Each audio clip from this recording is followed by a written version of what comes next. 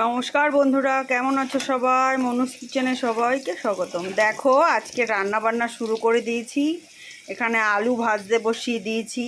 এখানে আমার কলমি শাক রান্না করা হয়ে গেছে।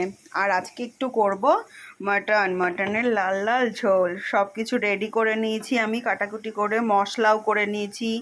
আদা, রসুন, পেঁয়াজ, টমেটো সব কিছু দিয়ে লঙ্কা টঙ্কা দিয়ে এবার আস্তে আস্তে রান্নাটা করে নেব। আর দেখো, চইও কেটে নিয়েছি। তোমরা কে কে চই খেতে পছন্দ করো জানিও, আমাদের কিন্তু দারুণ লাগে মাংসের চই খেতে।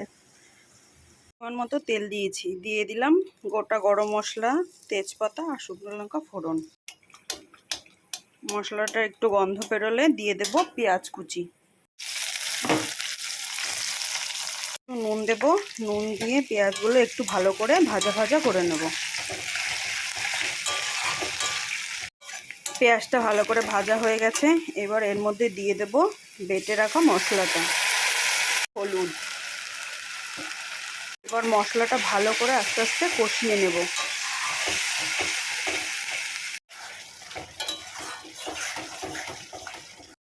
দেখো, অনেকক্ষণ ধরে আমি কষালাম মশলাটা। এবার দেখো তেল ছেড়ে গেছে মশলাটার উপর দিয়ে। এবার এক এক করে মাটনগুলো আমি এর মধ্যে দিয়ে দেব।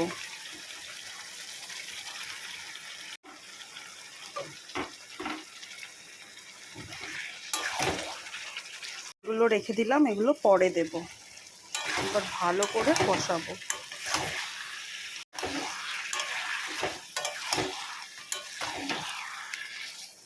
আমার মতো নুন দিয়ে দেবো এর মধ্যে, ভালো করে মিশিয়ে নেব এবং ঢেকে দেব।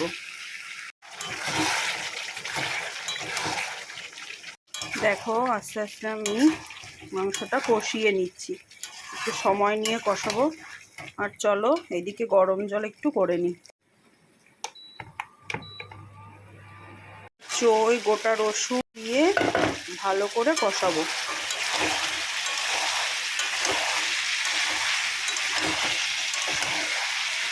ভালো করে কষিয়ে নিয়েছি।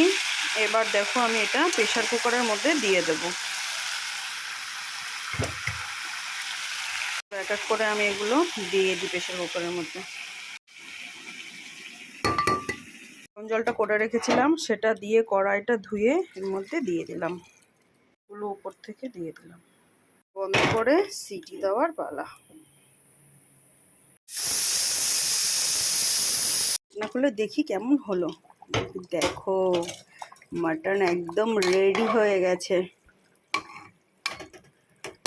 এবার একটু গরম মশলা দিয়ে ঢেকে এটা হালকা করে হবে, তাহলেই রেডি হয়ে যাবে লাল লাল মাটনের ঝোল।